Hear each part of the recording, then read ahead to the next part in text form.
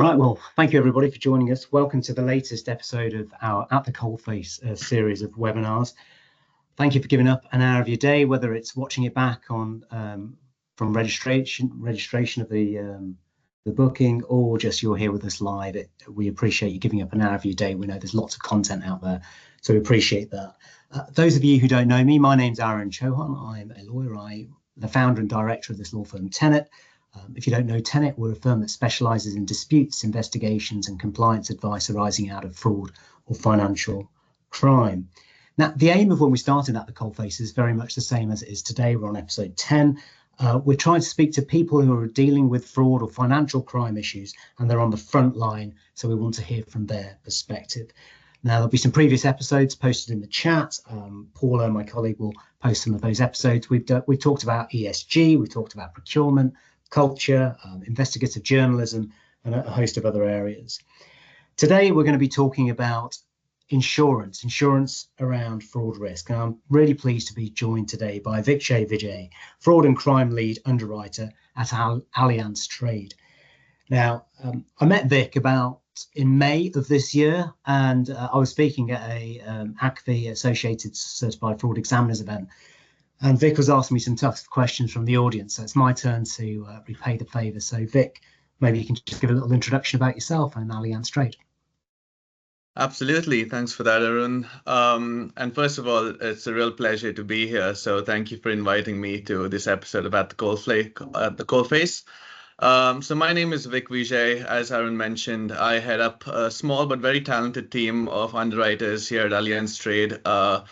And we do standalone fraud and crime insurance as our day jobs. Now, it's a very evolving field of insurance, which is why we're here today to shed a bit more light around why this deserves a bit more attention. But I joined Allianz Trade about 2.5 years ago, at which point I was sort of becoming that specialist in crime and fraud insurance, and took on the role because I thought it was obviously super interesting to be a part of this part of the sector. And obviously, we're on an ambition to grow even further and tell more people about what we do. So really appreciate all of you guys taking the time out to be here today. Thanks, Vic. Yeah, no, me too. I'm really grateful people have taken the time. Now, we've broken just over 100 people for registration again, so which is great for our webinars. Really appreciate that. For those who can't attend, if you want to register for future events, you get a playback of the recording, and everybody gets a PDF, like a little flick book explaining the key takeaways from the session, which we send out about a week after the event. I should mention that I'm in a light kind of motion-censored office, so every occasion I do this webinar, the lights go off and I start dancing around and they come back on. But into the structure. So we will be chatting for about 50 minutes and then leaving a few minutes left for some Q&A. Put your question and answers in the chat if you can. We're going to cover 5 topics today, and a broad weave through those 5 topics. The first of those is insurance around fraud insurance, I'll refer to it as. Is that just for big business, or are we going to see SMEs and smaller enterprises be able to access this market? I want to talk to Vic about how he's been building this niche and the evolution of this specialist cover, especially as a standalone product, which I think is quite unique from Allianz Trade. Whether to self-insure or whether you do invest in these insurance products, there is a real overconfidence that the storm will never come to many businesses, but I know too well that the storm does come, and it can be quite horrific. So what is that about behavioural science, about why people don't take insurance up, and what are the barriers to entry? We're going to talk about what makes you more insurable. I'll probably lean in a little bit about failure to prevent and the issues around that, and maybe this might be something that can help. And then we're going to talk about, well, how does it actually all work? How does it respond? Do insurance policies really give you coverage in this area, or is it something else we need to think about? So we'll dive right in, Vic. Now, I think before we got chatting, my viewpoint on fraud insurance coverage was that it was only really affordable for larger businesses. It was designed for larger businesses, many millions of turnover, and then smaller businesses who kind of need this support because they don't have maybe the governance frameworks or the experience to deal with combating fraud, are being left out. So just as a starting point from your perspective, is this a product just for big business, or is it for SMEs of all sizes? What's your perspective and what's your hope for the future? Yeah, well, to start off, you're quite right in that historically this product has been seen as one of those lines of insurance that only big businesses or banks need or can afford. Really, it was thought of as a policy that mostly caters to catastrophic losses, so large severity claims. Whereas I think one of the reasons we established this as a team to do standalone fraud insurance and crime insurance cover is because we saw that changing, and I think that changed quite significantly around the time of COVID and people going into working remotely, which obviously reduced controls in place. Criminals were able to exploit business procedures a lot more easily, and so there became a bit more of a need amongst SME businesses as well. And it's proven in our statistics internally from an Allianz Trade perspective because in the last few years, most of our losses range between that 60 to 100,000 pounds per loss, and that obviously affects an SME business more than a larger corporate, right? So what we're trying to say here is, since we've launched as well, most of our interest has come from businesses, SMEs in general. I think are ones who come to us after they've actually suffered the fraud loss, when it's almost like, oh, okay, like what do we do now? We don't want this to happen again, and to heighten the problem is that it's not losses coming from the same stem. So they might have an employee-related loss once, and then a few months later, they're the victim of an impersonation, very deeply sophisticated. Yeah. So we're seeing different streams from where these frauds have been occurring, and obviously SME businesses are a bit more in that danger zone there because they're not really sure about where to go for in terms of fraud prevention controls, what to put in place, etc. And obviously a bit more susceptible to falling victim to these traps as well from criminals. It's interesting, isn't it? Because obviously, I do feel for the SME community, it's much more a case of being underprepared and they're not being pushed hard enough, maybe, to put this as a priority. And that push probably has to come from the own directors and ownership. Absolutely.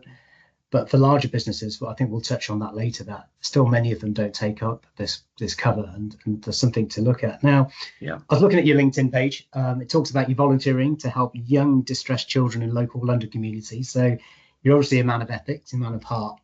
How do you take your personality into this? Because you've really thrown yourself into this specialism at quite a young part of your career, I guess, and you've excelled and you've now stand out in this marketplace. And what is it that, what's that personal hook for you? Why is this the thing that's got you interested and smiling on a screen with me today?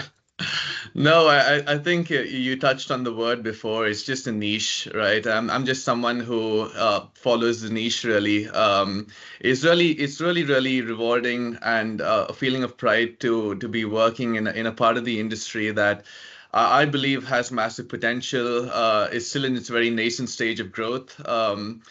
There's so much going on in the field, right? And before I got on at Allianz, I was working at Gallagher's major insurance broker as a financial lines broker, with crime being one of the three products that we were broking to businesses. And I was just sort of questioning to myself why more people aren't buying this product, or why there isn't really a specialist in my team itself that almost knows the ins and outs of this particular insurance product. And I thought, why not be that person, So I literally had conversation with my then manager and said, that sounds super interesting just based on claims that we see, the increased sophistication involved.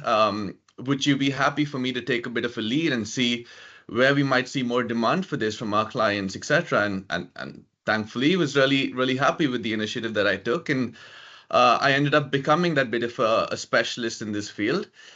Couple years later, Allianz just found me on LinkedIn and said, we see a massive demand for this product going forwards as well, and we're looking to start a team up here in the UK based off of our expertise in other European countries. We're actually market leaders in countries like Germany, but in the UK, we didn't exist as a team that did this standalone. So for me as well, I was 25 years old at the time, and I thought to have the opportunity to sort of grow a team from scratch and almost be that an entrepreneur, but with the financial backing of a big organization, almost felt like it was too good to be true in a lot of ways, genuinely. So I jumped at the opportunity and I said, this is what I want to do. I personally saw the demand, so I wasn't really afraid of the fact that, oh, maybe this will go out of interest in a few years and I won't have a job and that sort of thing. No, it was quite the opposite, because I was almost so certain myself that this is going to be an insurance product that more businesses and more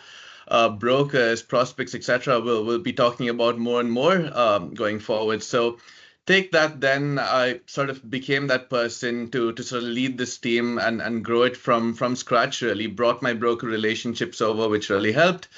And even then, once I started doing this, I think within the first year, it was me sort of seeing how I can branch out a bit further. We saw a lot of clients, a lot of prospects getting on the phone to us to say they recently experienced a massive fraud loss and not sort of knowing what to do in that post-claim period. And I thought, this is, again, something that I really want to help our clients and our prospects with, is sort of being that therapist for them on the phone, telling them that, you're not the first to have experienced such a situation, because quite often we see a lot of customers don't actually put it out that they've experienced a fraud loss, because Yeah. it is absolutely a case of embarrassment, sometimes a case of stupidity, and they're not very confident letting the world know that they've actually fallen victim to a well-established and elaborated scam. So we want to make sure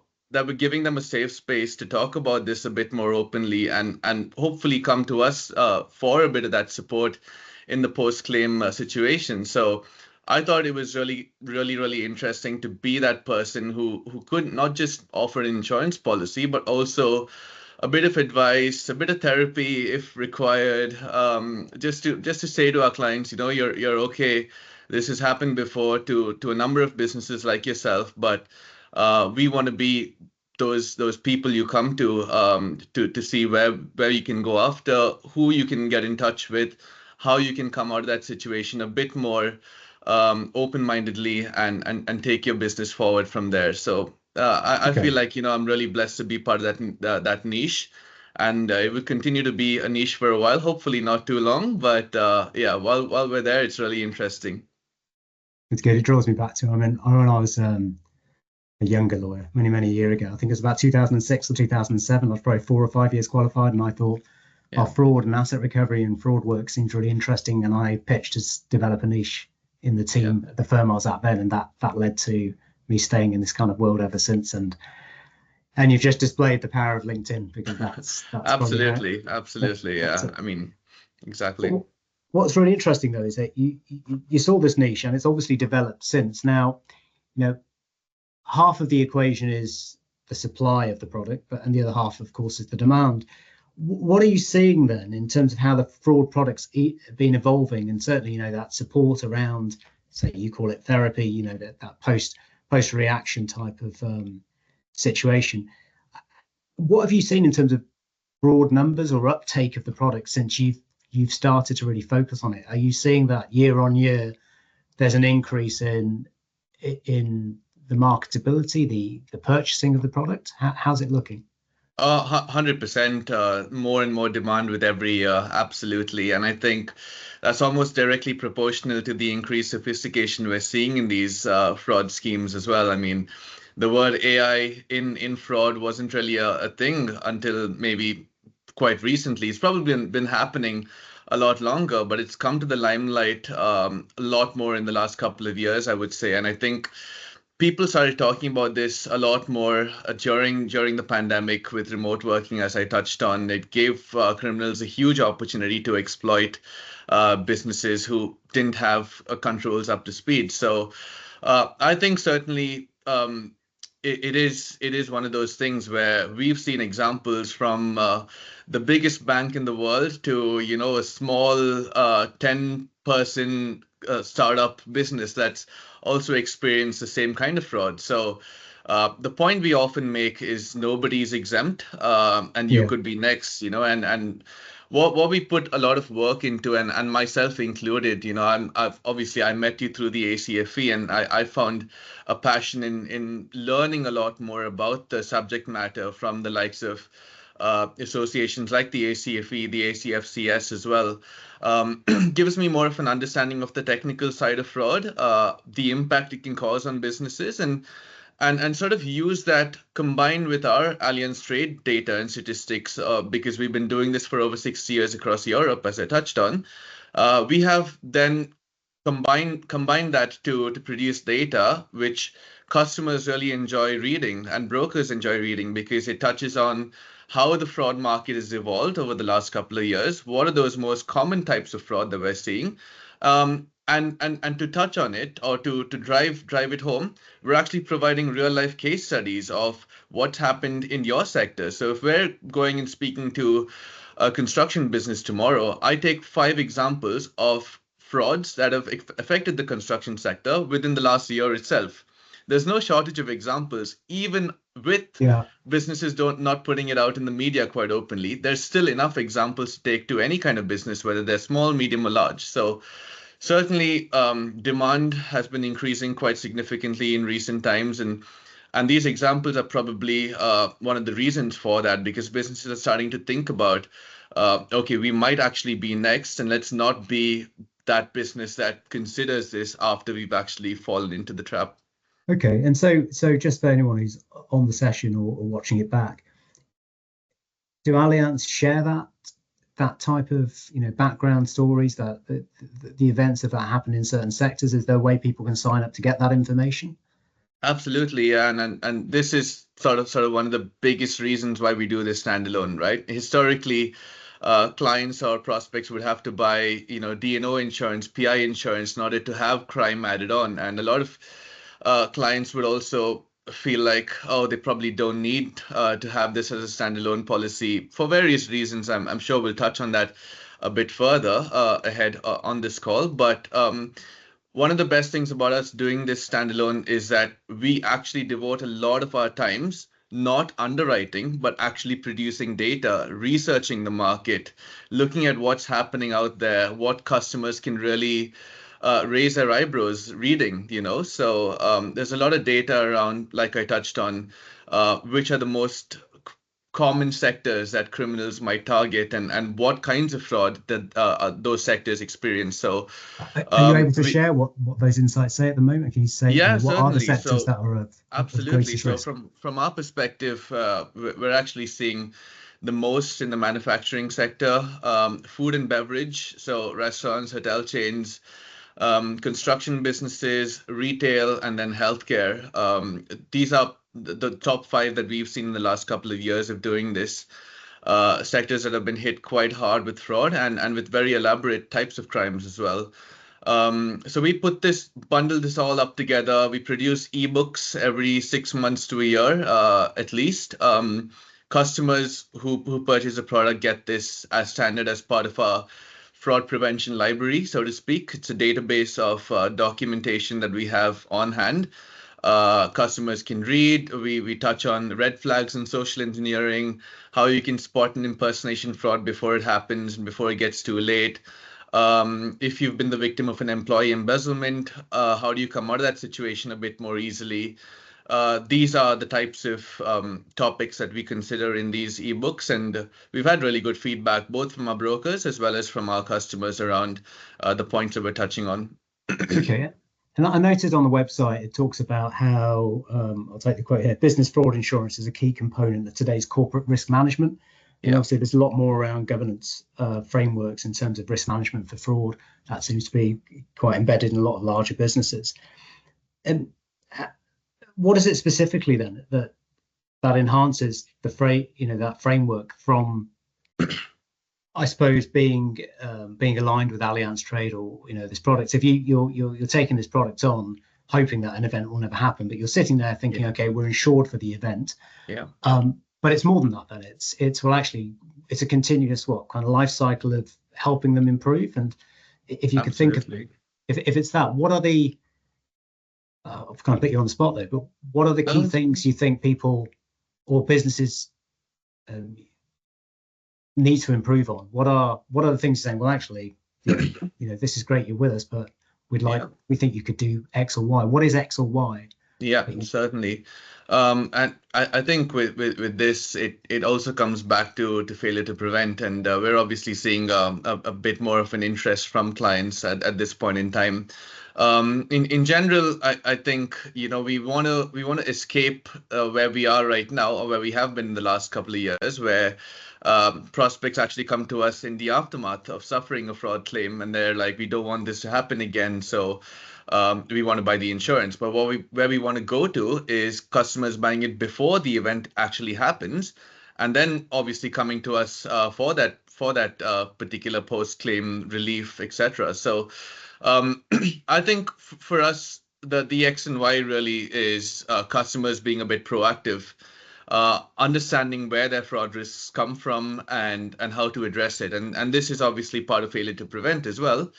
But it's mostly touching around where we see our risks. Obviously, no business has a perfect risk, so we want to understand that and appreciate that. But for us, a good risk is actually businesses who are honest to themselves and to us as an insurance company, and say to us, this is where we need a bit of support, but we want to buy the insurance policy, we want to have the cover in place, but also um, it gives us a few more touch points with our customers, because fraud insurance is one of those insurance that you buy and you store it away in a drawer, and not have to remove until point of renewal, where the only time you would actually get back in touch with us is if you file a claim. We want to change that stereotype, and actually have more touch points with our customers to see how we can support them in their fraud prevention procedures as well, and where we might be able to offer a bit of advice, a bit of support, a bit of consultation, or maybe direct them in the right places at least, and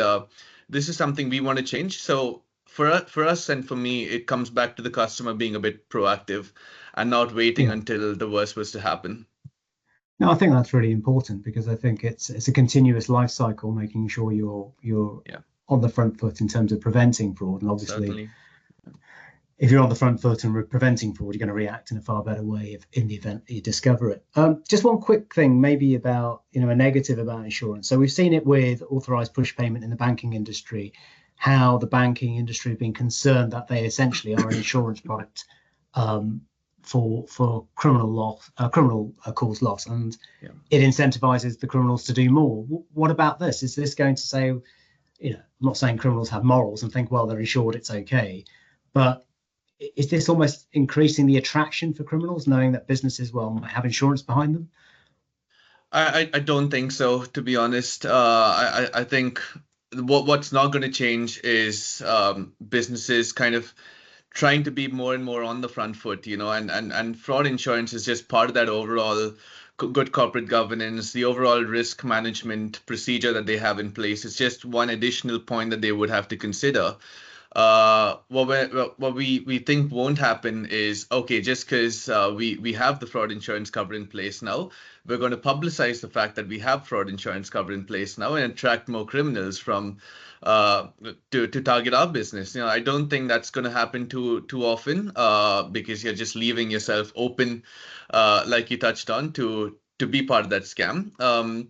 More businesses are going to I suppose, with failure to prevent as well, consider all bases really, and that's what we're hoping for, is touch on obviously fraud prevention, how we can more tone from the top, how we can put more controls in place, educate our employees a bit more.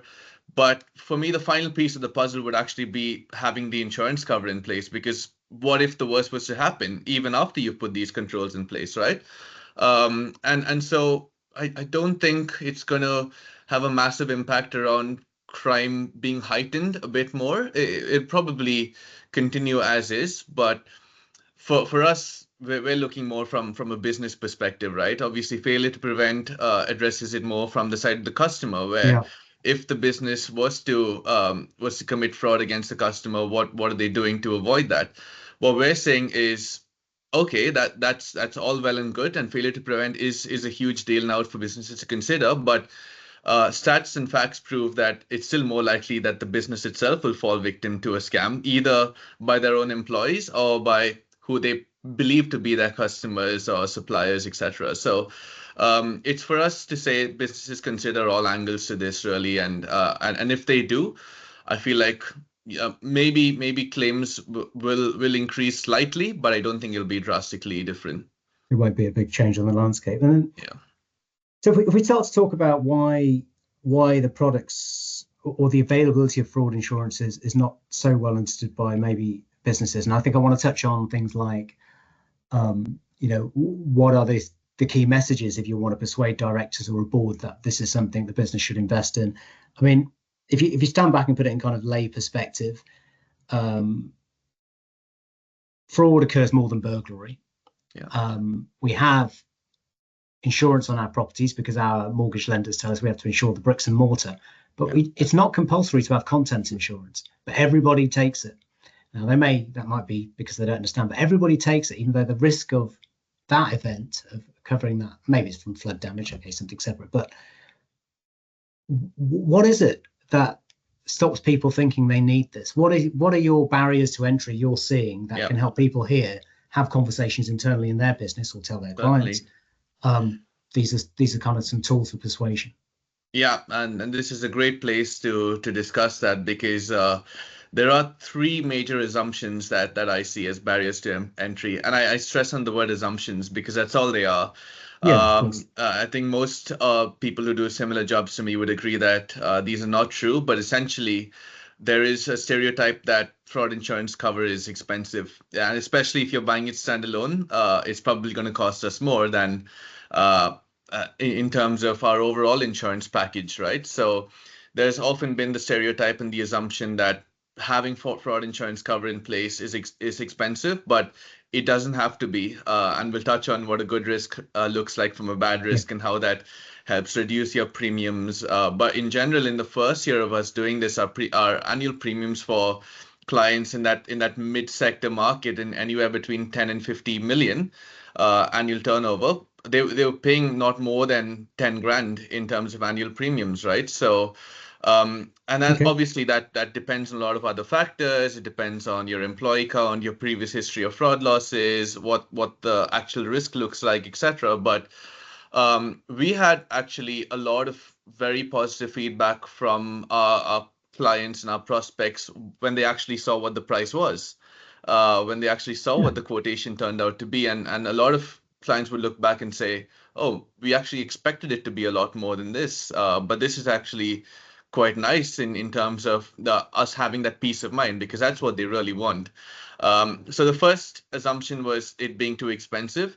The second was that a lot of prospects, a lot of customers have the assumption that crime or fraud insurance only covers employee-related crime or employee fidelity, so to speak, whereas the coverage on these policies has actually increased quite significantly over the last few years, to include, obviously, most importantly, social engineering is where there's been a huge uptick and where most of our interest comes from, but also, loads of different other kinds of the sophisticated frauds that you see: payment diversions, impersonations, fake customers, fake buyers, supplier fraud, where we see a number of examples where suppliers hack into the criminal hacks into the supplier's email address and then purports to be themselves and says to the client organization that we've recently changed our bank account details, you're overdue on these invoices, can you please make payment ASAP? We've seen a number of claims that originate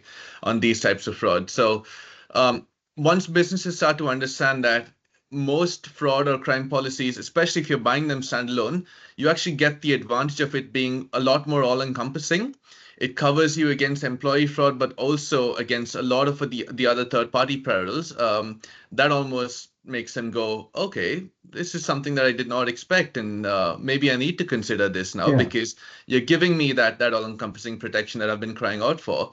And the final assumption was that it's quite similar to the second one I just touched on, is that a lot of this is already covered on our other general insurance policies or our all risks policies, etc. So again, we often need to have this conversation with a client before they purchase a policy, because we want to make them fully aware of what they're getting on this policy that they don't get on a standard all risks general insurance policy. And the major differences would essentially be that you're getting extensions for employee fidelity or theft or embezzlement, etc., only up to a certain sublimit, maybe £100,000 or £200,000 in terms of the sublimit for those particular types of crime. Whereas if you're buying 500K of a fraud policy instead, you're actually getting it all covered under one umbrella.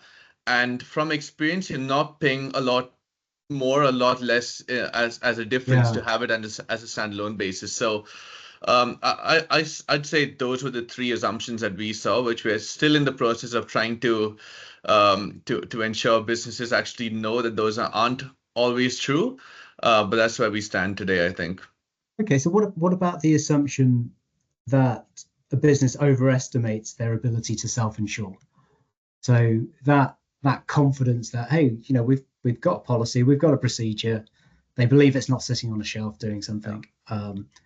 How do you educate business decision makers to say, well, that overconfidence is exactly that, it's overconfidence? How do you, what is that, storytelling? Is it stats? We absolutely rely on storytelling via our real life case studies of examples, right? So I think this absolutely helps really hard in driving the message home, because traditionally when we started out, I would go to prospect meeting after prospect meeting where I would be told, oh, I'm not really concerned about this because I trust my employees. I know that they're not going to commit a fraud against my business, and it was something that we heard very, very often.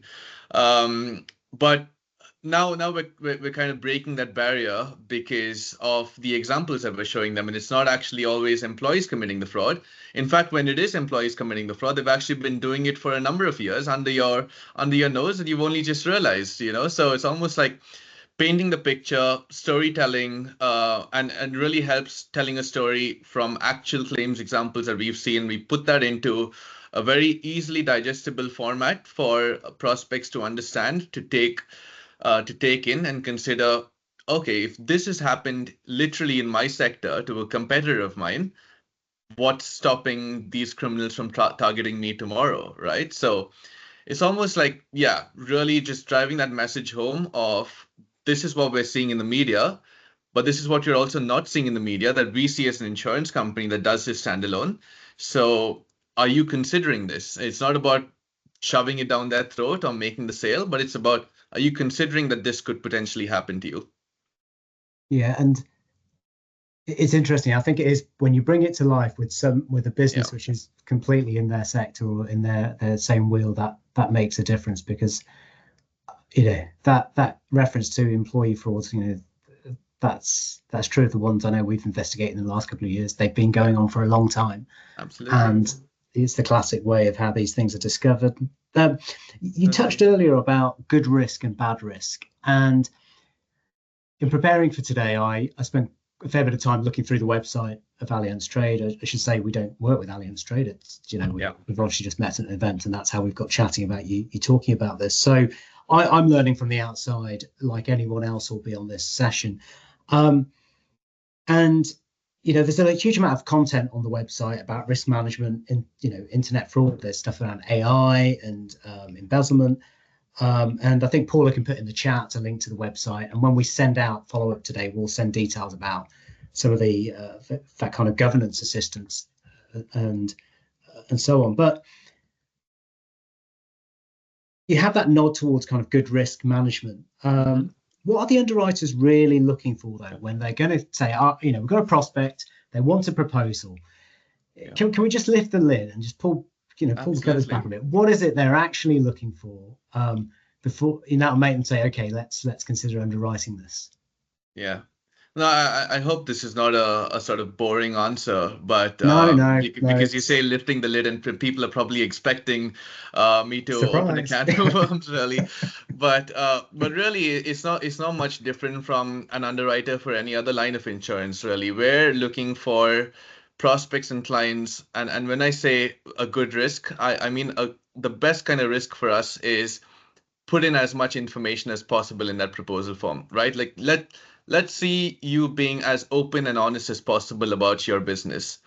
Because we know for a fact that there is no perfect risk that exists. Every business, even if you have a 10-line approval process before making a payment to a potential client or a prospect, something's still going to fall through the cracks. And we've seen this happen before.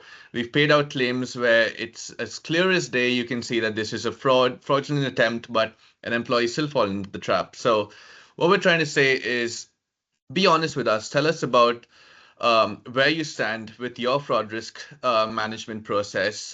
What do you do on a daily basis? How much do you educate employees within the business? What is your due diligence process for new suppliers? Do you background check every employee you onboard, or at least financial colleagues who have access to money? Right. So and these proposal forms for most of us insurance companies are actually quite straightforward. It's quite often not more than a 10-minute job, but a lot of businesses, a lot of prospects are very lazy in even filling out that form, when majority of questions are actually tick box yes or no exercises, right? Yeah. Whether you have a certain process in place for a particular type of fraud control.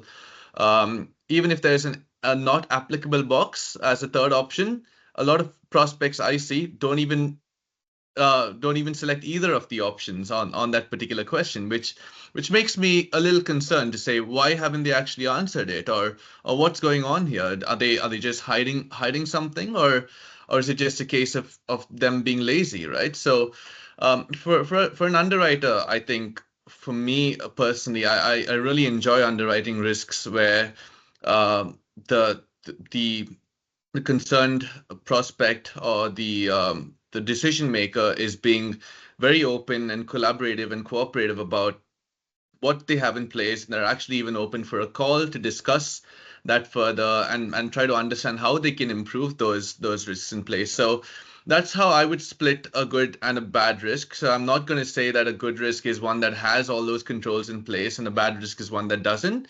It's more about how you address those controls that you have in place and what you're doing to prevent types of fraud that you've suffered from previously. What are you doing to prevent that from happening again? So that the question we ask in our proposal form of, have you experienced fraud before? Yes or no? Give us some detail. And if you have, what have you done to stop that from happening again? Those two questions are probably the most important for me to understand where that risk profile lies, really. Yeah. It's interesting, isn't it? Because, when I was listening to you, I was instinctively thinking, well, you're only going to insure the ones that are unlikely to have fraud. But that's not the way the world works with fraud, as far as I see it. Exactly. You can be a good driver and you could have a low premium and you do all the things to make you look like a good driver. You've got no speeding, you've got no previous, but it doesn't mean you're not going to be a victim of a bad driver. 100%. And that's my kind of parallel to this. It's, you're not going to be it doesn't matter how good your business is. It doesn't mean you're immune to the attacks of others. So like the hacking into a supplier. If you're dealing with a legitimate email address, you don't do the checks, you fall foul. So it's really interesting. For me, I think, I guess this is probably a bit more on our side, but there's the hyperbole around failure to prevent, much like there was with the Bribery Act, and it's important. It's really important, everything that people are talking about on failure to prevent. But for me, it's having kind of demonstrable actions you're taking in a business. And for me, showing that you fill in a proposal form fully, showing that you obtain this type of insurance. I'm not saying it's a defense, but for me, it shows that you've done the risk assessment. Absolutely. And you might have some proportionate, adequate procedures to help you prevent, because you're also engaging on the adequate, on the governance. So I think you were kind of alluding to that as well, that, obviously it's not your side to advise on, but that there is some crossover here with failure to prevent. In terms of keeping ahead of things, you shared with me before like a publication about AI and the risk of AI and fraud, and again, kind of buzzword, lots of people are talking about AI and fraud as well. And we can share that with people on the follow-up as well. We can send that PDF around if that's okay. how do Allianz keep ahead of what's going on in the world in terms of fraud, so you can keep your customers and your prospects ahead of the risk? So how does the organization, or how do you lead that horizon scanning approach? Where do you get where do you find out what's happening? What's the magic there? Yeah, without going too much in detail of providing sort of our analysis tools and that sort of thing, I'd say it's just a case of actual manual labor research, right? So it's about keeping on top of fraud risks. There's a number of publications that are out there in terms of what happens. I think the associations that we talked about, the ACFE, the ACFCS, put a lot of media on their LinkedIn pages quite often. So I'm an advocate of staying on top of news. Fraud news is always in the media in some form. So it's a combination of us looking again, like I said, taking part in understanding how that's affected the landscape of fraud in general. But combine that with sort of we have control over, which is our clients, right, and our portfolio. And by looking at what we have internally and the number of claims that we've seen in the past, where there's more of an emphasis and less, where the most severe claims come from, or why social engineering and third-party fraud has increased in its frequency recently. Those are questions that we ask ourselves within our team. And that's the benefit of doing this standalone, is because we actually have the time and the resources to dedicate to understanding this a bit better, and then putting it into a marketing collateral document that we can share with our clients. So it does take a lot of work, but it's work that we enjoy doing. Absolutely. It's offering this sort of data and this sort of research analysis and findings that we provide to our customers, to our brokers, that I believe makes them understand why this should be talked about a bit more often, why this should be discussed as a standalone product to their clients as well. So a combination of that is what we look at, really. And I personally, I'm just an advocate of learning every day and trying to increase my skill set as well in my education on the topic. And that's how I met you, at one of those ACFE events a few months ago, where those questions to you is because I take a keen passion in understanding a bit more about the topic, and you've been really beneficial to me in that standpoint as Thank well. you. So appreciate it. No, it's kind of you. I think I think whenever we sometimes do stuff with universities and we speak to students, and I always say one thing: invest in yourself. Learn outside of just doing it in the job. If you find something you're passionate, just keep investing in yourself, because it does take you forward. I totally agree. Now, we'll do the last section of this now, but there are questions building in the chat. So anyone who's put questions, we'll try and get to all of those in about 5 or 10 minutes. Insurance and responding to an event. Unfortunately, insurers or the insurance market may have a bit of a bad rep at times in terms of non-responsiveness, or saying, "Oh, sorry, you've fallen foul of these condition precedents, and we're not going to cover." So I'm interested in lots of things. I'll just throw them all out on the table, and we can chat through. Percentage of loss against recovery through a policy. How does it actually work? Do you really get what you're selling, what you've paid for? How do you get protection on reputation? So let's start with, how does it work? I touch wood, not happen, but our business has a fraud event. I come to you and say, Allianz, I need the policy to respond. A supplier has been hacked. They've duped us. We've paid out 60,000. Yeah. Do you say, well, do you come and just tell me, hey, what were all your checks? Just make sure you've got them all right before I respond. What do you do? How does it work? Yeah, no, it's a really, really good question. So prior to onboarding them as a client and them going on risk, we obviously do the underwriting in terms of the proposal form. We check, not check as in check in person, but the proposal form is our gateway to understanding a bit more of the business. And then there's potentially follow-up calls with the prospect after us looking at that proposal form. But that piece of paper is really where we understand a bit of what's happening within the business and what your controls are in place. Potentially, it does get to be a bigger risk if there's employees spread across the world. So we feel like there's lesser sort of authority or controls over those employees, and someone that's based miles away in another country may be able to commit a fraud and get away with it a bit more easier. So we look at that proposal form in terms of the controls, underwrite based on that, provide the policy. But when a claim comes to us for the policy, and we obviously take the effort to making sure our clients are understanding exactly what they're buying. Obviously, when brokers are involved, that's a lot more easier and smoother of a process. But we do also sell direct to clients. So when we do that, we make sure we have an onboarding call with the client to answer all their questions, make sure they're getting exactly what they're paying for. And we run through the coverage from start to finish, really, with them, so they're clear in their minds of what they're buying. Then when a claim comes through, essentially, so part of the policy terms is that they have 60 days from the date of discovery to make a claim to us. So that 60-day window is when they basically inform their insurer that they've suffered a claim under the fraud policy. A point to note there is also most fraud policies work on unlimited retroactive cover basis, and we touched on the point of employee fraud before, where they go undetected for a number of years before eventually being found out. So with this insurance policy, so long as a director of the business had discovered the fraud loss during their policy period, we don't actually care when that fraud originated. It could have started maybe 5 years, 10 years ago, and an employee started doing it within the finance department, inflating invoices, etc. They got away with it once, twice. They continued to do it until eventually being found out. If they were found out and proven guilty during the policy period, then the policy will pay out for that claim, right? So it works on a loss discovery basis, really. Okay, yeah.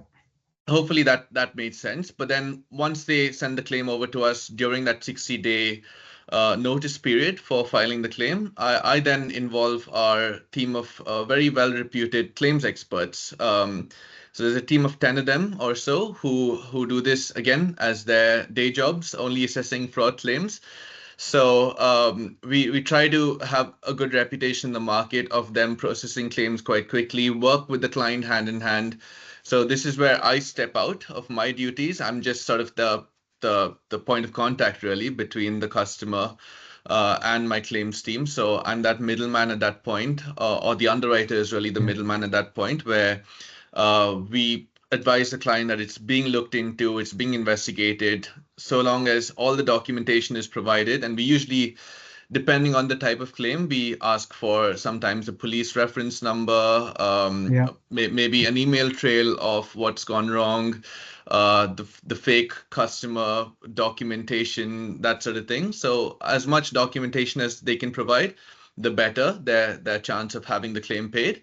At which point usually takes a few weeks or so for my claims team to investigate the claim, provide an outcome, and say, okay, on the basis of this policy and this particular part of coverage, they are actually covered against this, so we can go ahead and make the claim payment, which then is being processed to the client, and that's essentially how it works from start to finish.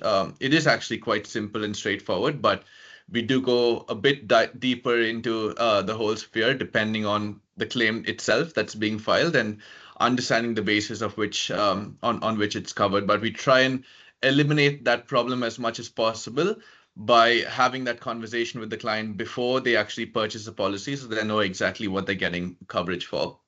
Yeah, so everybody's eyes wide open at that. If the event happens, this is really the process. And would that be the same process then, regardless of the size of the organization? It's everybody has to go through the same journey of answering the questions and explaining their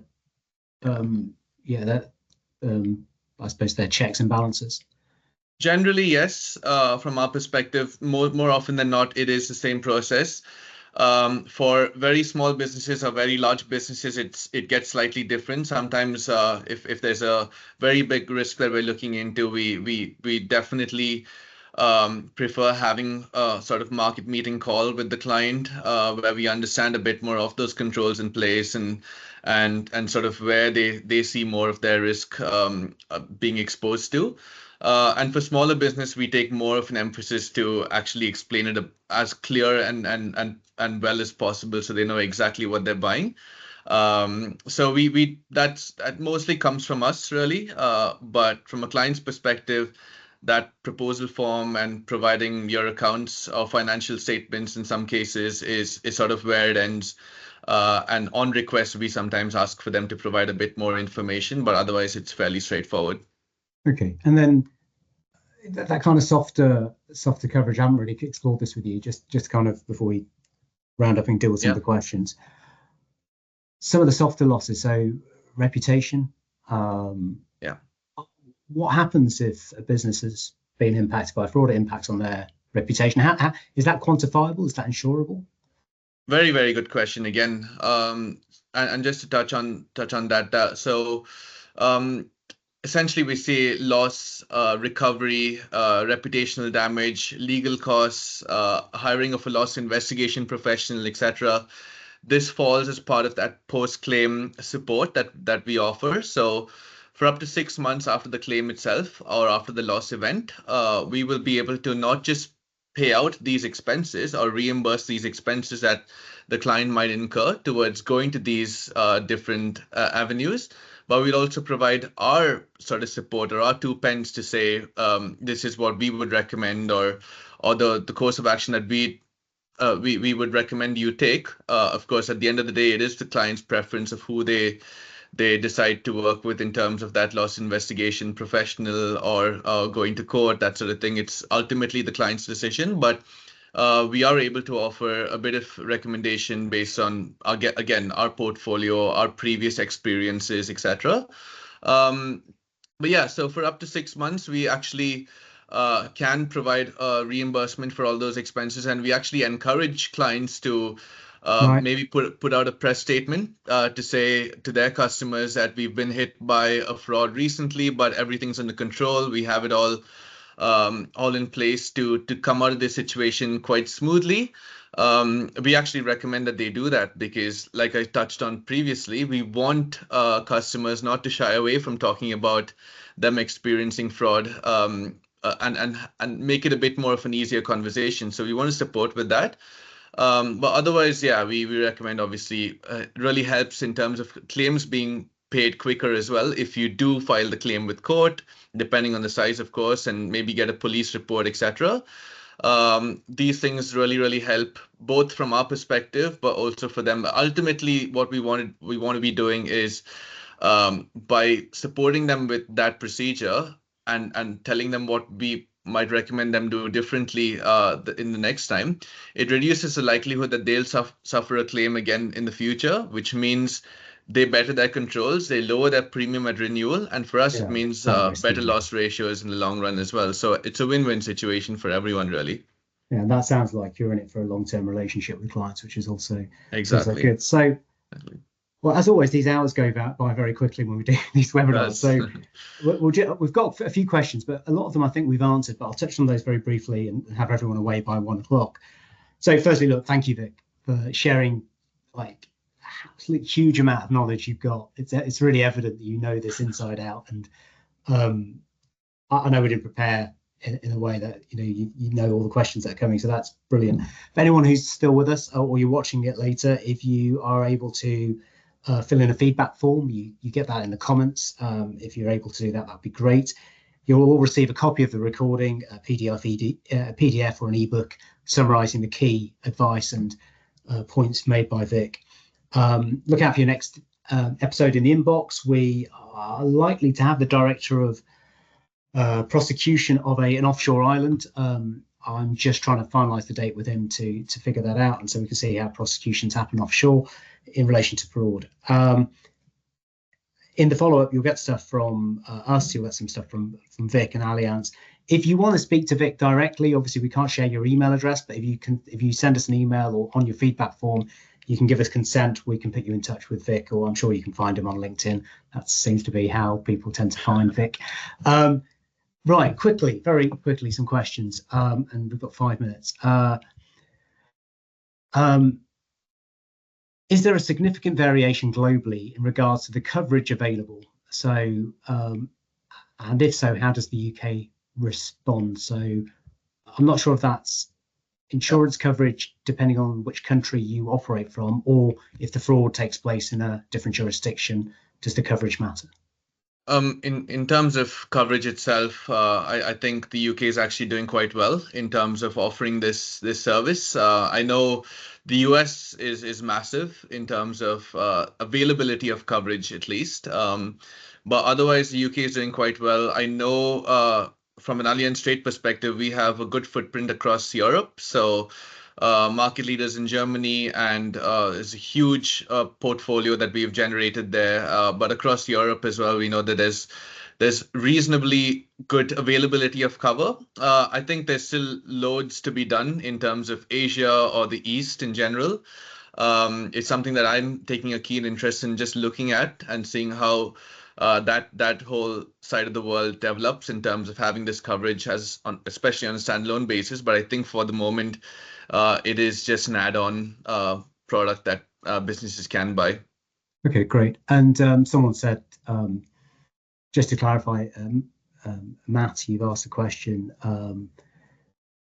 We are talking about fraud insurance, which is different from crime and fidelity guarantee insurance. And if you get to watch this back, it's about probably 12:35, 12:40. So about 35 minutes in, we started to chat about the variances.